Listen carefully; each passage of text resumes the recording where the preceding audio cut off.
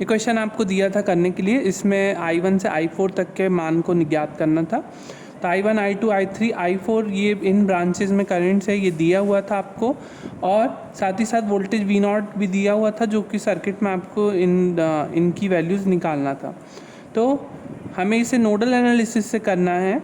तो हमने इसको नोड 1 मान ली। आप देखिए ये वाला पॉइंट बोले हम ये वाला या ये वाला या ये, तो ये सभी पॉइंट्स में इनके बीच कोई रेजिस्टेंसेस नहीं है ना, या कुछ और एलिमेंट नहीं है। तो ये सब पॉइंट क्या है, एक ही नोड कहलाएगी। मतलब इस पॉइंट का वोल्टेज V0 तो इस पॉइंट का वोल्टेज भी V0, इस पॉइंट का भी, इसका भी, इसका भी और इसका भी। तो V0 कॉमन हो गया और ये पूरी एक नोड कहलाएगी, है ना। तो इस नोड पे हम KCL लगाएंगे एट नोड 1 बाय KCL। तो क्या होगा, देखो 10 आ रहा है इस नोड पे, I1 जा रहा है, I2 जा रहा है, I3 जा रहा है, I4 जा रहा है और 2 भी जा रहा है। सिर्फ 10 को छोड़ के बाकी सब करंट जा रहे हैं। तो 10 इक्वल्स टू क्या होगा, I1 plus I2 plus I3 plus 2 plus I4। 10 I1 कौन सा करंट है, ये वाला। तो इस पॉइंट का वोल्टेज, इस पॉइंट का, इसका और इन दोनों का, इन सब का वोल्टेज क्या है, 0, ग्राउंडेड है। तो V इक्वल्स टू यहाँ पे 0 है। तो I1 करंट कहाँ से जा रहा है, V0 वोल्टेज से 0 वोल्टेज, है ना। तो V0 minus 0 upon 10, I2 V0 minus 0 upon 20 plus I3 V0 minus 0 upon 30 plus 2 plus V0 minus 0 upon 60। ये सॉल्व कर लेंगे तो V0 की वैल्यू आप, अब मैथ से ही है, मैथ्स तो आप कर सकते हैं। V0 की वैल्यू निकालने तो V0 की आ जाएगी, तो I1, I2, I3, I4 इन चारों की वैल्यूज़ भी आ जाएगी। एक क्वेश्चन नंबर 9 दिया था जिसमें भी I1 से I4 तक का मान ज्ञात करना था। अब इधर क्या था, यहाँ दो नोड हमने ले ली क्योंकि यहाँ पे करंट सोर्स आ गया ना। तो ये पॉइंट सेम है, वैसे ये पॉइंट और ये पॉइंट सेम है, परंतु ये वाला पॉइंट जो है इसको हमने ले लिया नोड 1, इसको ले लिया नोड 2। तो ये इन नोड पर और इस नोड पर हम करंट्स देखेंगे। नोड 1 पे हम देखें, मतलब कि ये वाली नोड पर अगर हम देखें तो ये 4 एम्पियर आ रहा है, I1 जा रहा है और I2 जा रहा है। तो हम इसको लिखेंगे 4, और ये देखो 2 भी आ रहा है इस तरफ से, है ना। तो 4 आ रहा है, 2 भी आ रहा है, तो 4 प्लस 2, I1 जा रहा है, I2 जा रहा है, तो I1 प्लस I2। I1 को क्या लिख सकते हैं हम, V1 माइनस 0 अपॉन 5, I1 ये वाला करंट है ना। I2 को हम लिख सकते हैं V1 माइनस 0 अपॉन 10। यहाँ से V1 में मिल जाएगा आपको, नोड 2 से आप V2 निकाल लेंगे। 2 देखो नोड 2 से 2 जा रहा है, 5 आ रहा है, I3 I4 जा रहा है, सिर्फ 5 आ रहा है, बाकी 2 प्लस I3 I4 जा रहे हैं। तो इधर क्या हो जाएगा, 5 माइनस 2 3। I3 को क्या लिखेंगे हम, V2 माइनस 0 अपॉन 10, और I4 को हम क्या लिखेंगे, V2 माइनस 0 अपॉन 5।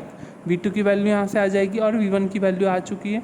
तो दोनों V1 V2 की वैल्यू आ चुकी है आपके पास, तो आप I1 I2 और I3 और I4 की वैल्यू निकाल सकते हैं। नेक्स्ट टॉपिक हमारा नोडल एनालिसिस के ही अंतर्गत है, सुपर नोड। सुपर नोड किसे कहते हैं हम, सुपर नोड हम जब कभी भी किन्हीं भी दो नोड के बीच कोई भी वोल्टेज सोर्स, चाहे वो इंडिपेंडेंट हो या डिपेंडेंट, किन्हीं भी दो नोड के बीच अगर कोई वोल्टेज सोर्स जुड़ा है, सिर्फ वोल्टेज सोर्स, है ना। ध्यान रखिए, अगर रेजिस्टेंस है उसके साथ तब नहीं, अगर वोल्टेज सोर्स जुड़ा है तो उस केस में हम क्या करते हैं, उस पर्टिकुलर नोड को हम सुपर नोड कहते हैं। ठीक है, तो ये ध्यान रहे, सुपर नोड यही कहलाएगी। हम रेफरेंस नोड को कभी नहीं लेंगे सुपर नोड, कोई भी नॉन रेफरेंस नोड में हम सुपर नोड देख सकते हैं।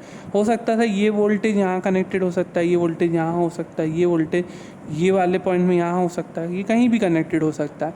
अगर लेकिन किन्हीं भी दो नोड के बीच अगर एक ही वोल्टेज सोर्स है या वोल्टेज सोर्स जुड़ा हुआ है तो वो नोड कहलाती है हमारी सुपर नोड। तो सुपर नोड जब बनती है तब उसमें हम नोडल एनालिसिस से अगर जब हमें करना है क्वेश्चन को, तो हम दोनों लॉज लगाते हैं, KVL और KCL दोनों, किरचॉफ्स वोल्टेज लॉ भी और किरचॉफ्स करंट लॉ भी। तो किरचॉफ्स वोल्टेज लॉ जब हम लगाएंगे इस सुपर नोड पर, तो सुपर नोड पे वोल्टेज इक्वेशन देखो, ये प्लस है, ये माइनस है, 5 वोल्ट। प्लस से कौन जुड़ा हुआ है, V2, माइनस से कौन जुड़ा हुआ है, V3, है ना। तो प्लस से V2 और माइनस से V3, तो हम प्लस V2 लिखेंगे, है ना, और माइनस V3 लिखेंगे। इन दोनों V2 माइनस V3 का क्या होगा 5। सपोज ये माइनस ये प्लस होता तो क्या होता, V3 minus V2 equal to 5 हो जाता फिर। ठीक है, तो इस तरीके से हम KVL इक्वेशन लिख सकते हैं।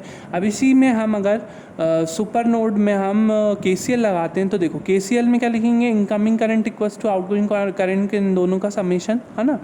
तो कौन से करंट्स रहे हैं, I1 आ रहा है इस नोड पे, I2 जा रहा है, I3 जा रहा है, I4 देखो आ रहा है। ठीक है, तो इस केस में हम इक्वेशन कर लिखेंगे I1 plus I4 equals to I2 plus I3। ये देखो ये जो नोड है, ये नोड का वोल्टेज हमें पता है, ये पॉइंट का voltage with respect to ground, अगर इस नोड का voltage with respect to ground हमें देखना है तो क्या है, वो 10 वोल्ट है। तो V1 10 वोल्ट नोन है, V2 और V3 हमने यहाँ पे मान लिया है। तो आप KCL सुपर नोड में हम KCL इक्वेशन लिखेंगे तो ये हमने लिख लिया I1 V1 माइनस V2, ये आप जानते हैं कैसे लिखना है आपको, है ना। तो ये यहाँ से V1 आपको मालूम है तो V1 की जगह 10 लिख दिया, तो ये इक्वेशन 2 हो गई और ये हमारी इक्वेशन 1 थी, है ना। तो दोनों इक्वेशन 1 और 2 को करेंगे सॉल्व तो V2 और V3 की वैल्यू भी आ जाएगी आपके पास। तो I1 निकाल सकते हैं, I2 निकाल सकते हैं, I3 निकाल सकते हैं, I4 निकाल सकते हैं। ये सभी आंसर्स मुझे गूगल क्लासरूम में आप क्लास कमेंट्स में भेजेंगे क्वेश्चन नंबर 1 का सुपर नोड में। अब नेक्स्ट क्वेश्चन में भी हमें V1 और V2 का मान निकालना है नोडल एनालिसिस का यूज़ करते हुए। इस क्वेश्चन में आप देख रहे होंगे नोड सुपर नोड बन रही है कहाँ, V2 और V1, मतलब इस पॉइंट और इस पॉइंट, मतलब इस नोड और इस नोड के बीच एक वोल्टेज सोर्स जुड़ा हुआ है, तो ये क्या बनेगी हमारी सुपर नोड। इसके साथ साथ ये देखिए वोल्टेज सोर्स से केवल और केवल एक ही रेजिस्टेंस यहाँ पे पैरेलल में जुड़ा हुआ है। सबसे शुरुआत में आप लेक्चर्स में जाएं तो मैंने आपको बताया था जब कभी भी वोल्टेज सोर्स के पैरेलल में रेजिस्टेंस लगा होता है तो उसको हम निगलेक्ट कर देते हैं और जनरली इसको क्या बना देते हैं, वोल्टेज सोर्स, है ना। तो इस केस में भी ये जो 10 ओम है हम उसको क्या कर देंगे, निगलेक्ट।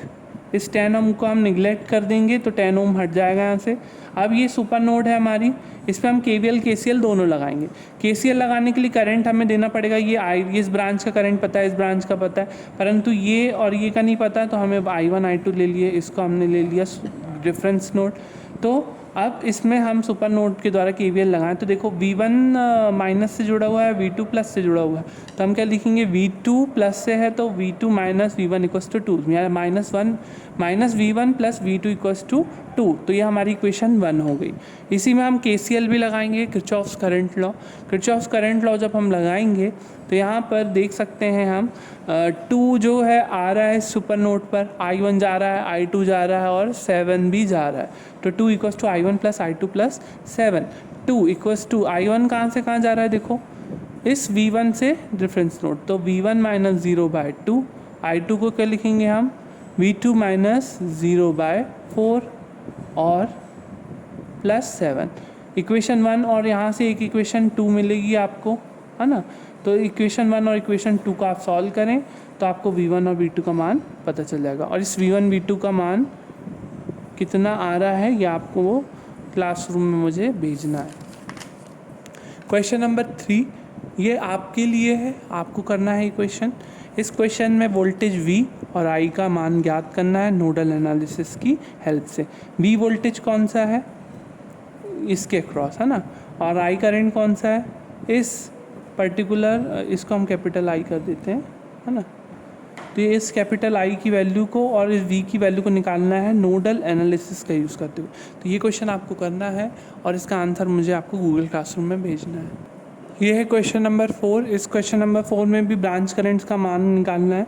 इस क्वेश्चन में ब्रांच करंट मतलब इस पर्टिकुलर ब्रांच में इस पर्टिकुलर और इस पर्टिकुलर, तो आप इसको नाम दे सकते हैं A B, है ना, और इसको C और इसको इस C और इस पॉइंट को पर्टिकुलर D ले सकते हैं हम, पूरे पॉइंट को, है ना, और इसको E ले सकते हैं ना, ये पूरा पॉइंट आपका D हो सकता है। तो AB शाखा में और BD शाखा में और BC शाखा में और CD शाखा में और CE शाखा में धाराओं के मान को ज्ञात करना है नोडल एनालिसिस की हेल्प से। तो ये आपको करना है क्वेश्चन नंबर 4 क्वेश्चन नंबर 4 का आप आंसर भी गूगल क्लासरूम में भेजेंगे।